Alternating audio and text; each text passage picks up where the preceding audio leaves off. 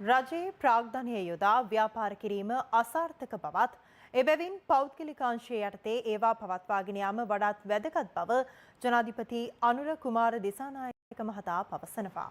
ජනාධිපතිවරයා මේ අදහස් පළ කළේ රත්නපුර දිස්ත්‍රික් සංවර්ධන කමිටු රැස්වීම අමතමින්. රත්නපුර දිස්ත්‍රික් සංවර්ධන කමිටුව රත්නපුර දිස්ත්‍රික් ලේකම් කාර්යාලය ශ්‍රවණාගාරයේදී අද රැස් වුණා. ඒ ජනාධිපති අනුර කුමාර දිසානායක මහතාගේ ප්‍රධානත්වයෙන්. ප්‍රතිපත්තිය නම් නැවත අධ්‍යාපන සෞඛ්‍ය වගේ ශේත්‍රය අරනකොට රජයේ බිල්ඩින් හදන්නේ නැහැ කියලා. අනිත් ඒවා අත්‍යවශ්‍යම නම් පමණක් කියන තැනට යන්න ඕන කියලා. සංස්කෘතික මධ්‍යස්ථානයක් හදලා තියෙනවා මාතර විශාල බිල්ඩින් එකක්. බාගෙට අද බාර ගන්න කිසි කෙනෙක් නැහැ. ප්‍රයිවට් යුනිවර්සිටි එකකට දෙන්න බැලුවා. ඒගොල්ලොත් කියන ඒගොල්ලන්ට වැඩක් නැහැ කියලා. රුණු විශ්වවිද්‍යාල දෙන්න බැලුවා. ඒගොල්ලොත් එපා කියනවා. අපි නගර සභාවලින් සුපර් මාකට් නම් කරන්න යන්න එපා.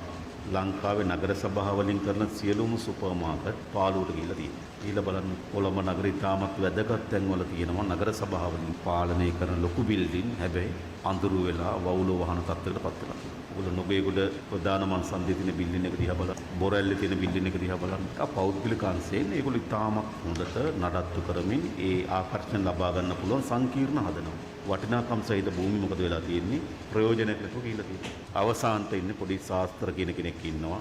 මැසිමත් දෙකක් තියාගත්තු ටේල මහත්මයෙක් ඉන්නවා. නක්ෂත්‍රකරුවෙක් ඉන්නවා. මම දැකලා තියෙන ගොඩක් ඒවා අන්තිමට නගර සභාවකින් අපි වෙළඳ සංකීර්ණයක් කරනවද නැද්ද කියලා හිතන්න වෙයි කියලා මම අදහස්. ඇඹිලිපිටියේ යම් ප්‍රමාණයක් තියෙනවා සංචාරක බස් එකක් ආවොත් 50කින් යුක්ත අපිට දෙන්න කාමර පහසුකම් නැහැ. ප්‍රශ්නේ තියෙන එක ආණ්ඩුවෙන්ද කරන්නේ. දැන් මම ගත්තොත් මේ ව්‍යාපෘති වාර්තාවේ අතිනවීන පාසුකම් සහ සංචාරක කෝටර සංකීර්ණ. රතවාහන 800ක් තැන්පත් කරන්න පුළුවන් එක. ප්‍රේක්ෂකින් 1000ක් අසුනක් ගත හැකි ශ්‍රවණාගාරයේ ශරීර සූතා මධ්‍යස්ථානයේ ස්විමින් pool මම හිතන්නේ අපිට එහෙම ආණ්ඩුවෙන් කරනවට වඩා වැදගත්. එතන වැදගත් ලොකේෂන් එක නම් ලෑන්ඩ් එක තියෙනවා නම් අපි ඔය එකක් කෝල් කරලා බලමු මේ අභිලාෂයට පෞද්ගලික අංශෙන් ඇවිල්ලා ඉදි කරන්න ලෑස්තිද කියලා. ඒත් අපි රජයේ තුතන කැපිටල් එක මේ වගේ එකකට යොදවනවද?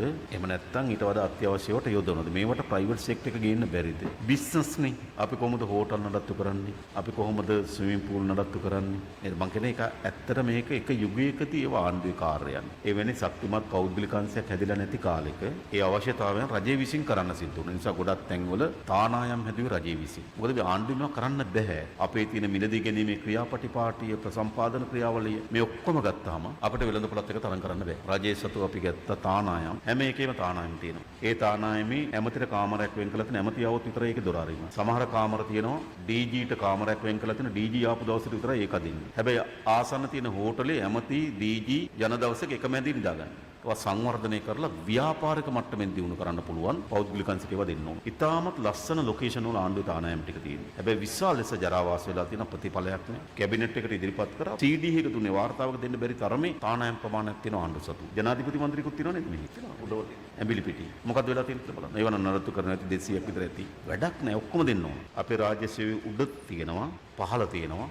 මැද ලේයර් එක නේ. ඒගොල්ලෝ තමයි තාක්ෂණ නිලධාරීන්, කළමනාකරුවන්, නීතිඥයින්. ඒගොල්ලෝ තමයි මැද ලේයර් එක. ඒතර මේ මැද ලේයර් එක නැතුව මේ රාජ්‍ය සේවය දුවන්න බෑ. ඒ නිසා අපි පහුගිය කාලේ තීරණයක් ගත්තා මේ පුරවන්න. දැනටමත් අපිට අනුමැතිය ඇවිල්ලා තිනවා 70000ක් මේ මැද ලේයර් එකේ පුරවන්න. ඔක්කොටම අනුමැතිය දීලා තියෙනවා. අපි අස්සන ගගහ ඒ මේසෙන් මේ මේසට ෆයිල් යන සංස්කෘතිය ඉතා වේගෙන් නතර කරන්න ඕන. ඒකේ වේගෙන් නතර කරන අපි ඩිජිටල් කරන්නට මාරු වෙන්න ඕන. අපි සැලැස්මක් තියෙනවා ලබන අවුරුද්දේ ආණ්ඩුවට කරන සියලු ගෙවීම්, ආණ්ඩුව විසින් කරන සියලු ගෙවීම් ඩිජිටල් ප්ලැට්ෆෝම් එකකට යන්න ඕන. මම දන්නවා සමහර තැන්වල තියෙන පුටු ප්‍රශ්න මතුවලා තියෙනවා. පුටුව. මේ පුටුව ඒ සේවාවට අයිති පුටුව. මේ පුටුව වෙන සේවකෙනෙකුට වාඩි වෙන්න බෑ. පුටු ප්‍රශ්න විශාල ලෙස පැතිරලා තියෙනවා. පුටුව තියෙනවා. පුටුවට ඒ ධාරිතාව තියෙන කෙනෙක් නැහැ. හැබැයි රාජ්‍ය සේවය ඇතුලේ තියෙන ප්‍රශ්නේ මොකද්ද? පුටුව කාගේද?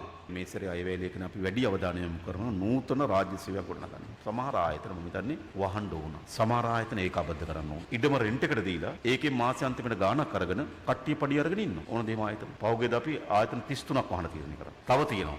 හැබැයි අපි නැවත හිතන්න ඕන 2027 අපි ආණ්ඩුවේ අයවැය ලේඛනයට එන බර බැලුවොත් රාජ්‍ය සේවකයන්ගේ වැඩිවීම සඳහා විතරක් වැඩි වෙච්ච පංගුව ගෙවන්න කෝටි 33000ක් අවශ්‍යයි.